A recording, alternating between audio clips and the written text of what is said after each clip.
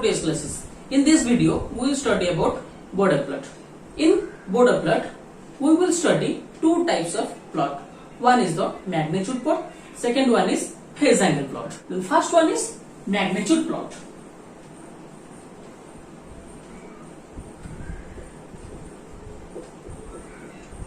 In magnitude plot, it is drawn between two axes, x-axis and y-axis. In x-axis, angular frequency is taken. Angular frequency omega is taken. Similarly, in y-axis, the magnitude is taken. The magnitude is taken. Then, what is the magnitude? The magnitude, we have a formula for magnitude. The formula for magnitude is 20 into log g of j omega magnitude, and the base is 10.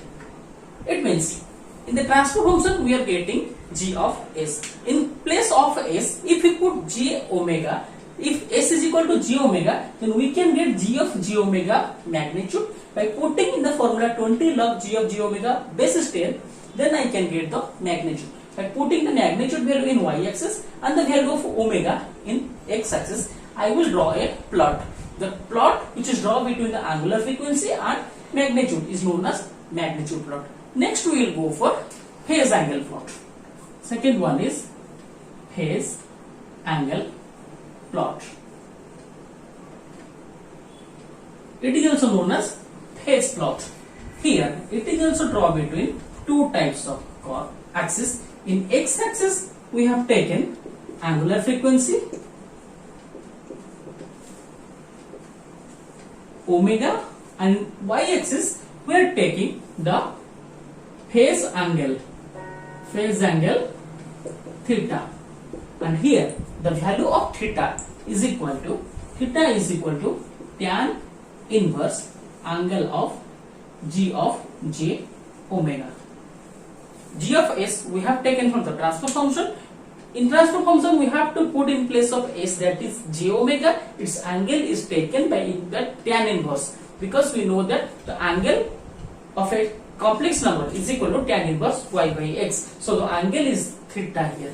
Theta value we have to put in the y-axis, and the x-axis the value is the angular frequency. Here the plot which we are getting is known as the phase angle plot. So in Bode plot diagram we will draw two individual plots, and by combination of two plots is known as Bode plot.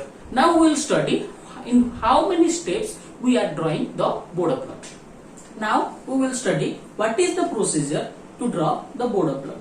In Bode plot we have followed 6 basic steps. The first step is find the transfer function. It means in the control system we have first step is to find the transfer function. In maximum case it is already given in the question, so no need to find the transfer function in case of the transfer function is already given. So first step was to find out the transfer function. Transfer function is always in term of s. So the second step is in place of s we have to put s is equal to j omega. So the second step is put s is equal to j omega in transfer function.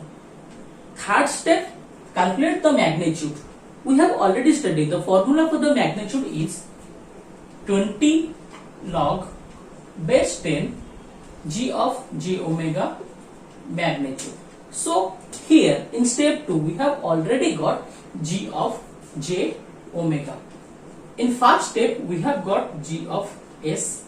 Second step we will get g of j omega. In the third step we will get its magnitude. That means the magnitude of g of j omega, and put it in the 20 log g of j omega base 10. This formula if we put it we can get the magnitude magnitude. Then the next step is calculate the phase angle. Phase angle is theta. The phase angle theta is equals to tan inverse imaginary part divided by real part. This is the formula for finding the angle of a complex number. The next step is vary the value of omega from minimum value to maximum value. After getting the magnitude and the phase angle, that means in the plotting in the both of the graph, magnitude and phase angle curve, both of this curve, in the x-axis the common thing is angular frequency, that is omega. So we have to vary the omega value from a minimum value towards a maximum value. So the fifth point is to vary the value of omega from a minimum value to a maximum value. And the next one, the last step is plot the graph.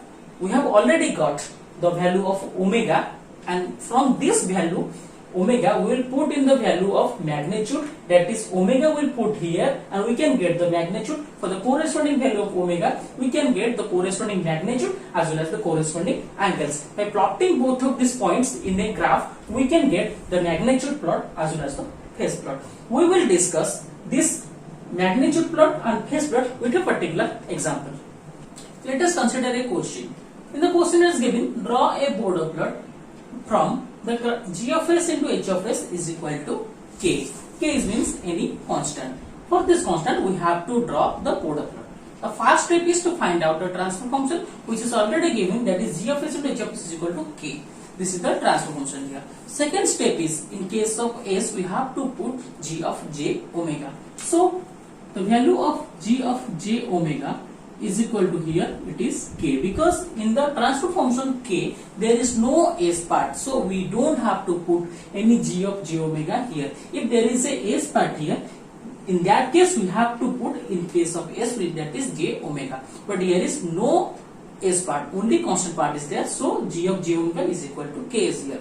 And the next step is we have to find its magnitude part.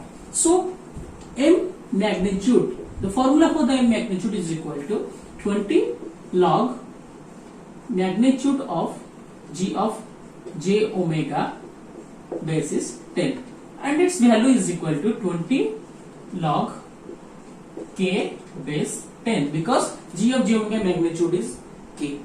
And the next step is theta, that is angle. Theta is equal to, the formula is tan inverse imaginary part divided by real part.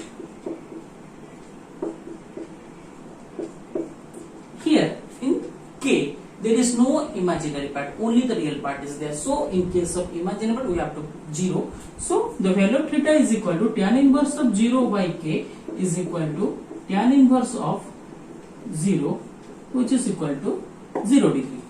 So theta is equal to 0 degree and magnitude is equal to 20 log k base 10. Now we have to do the plots. The first plot is magnitude plot.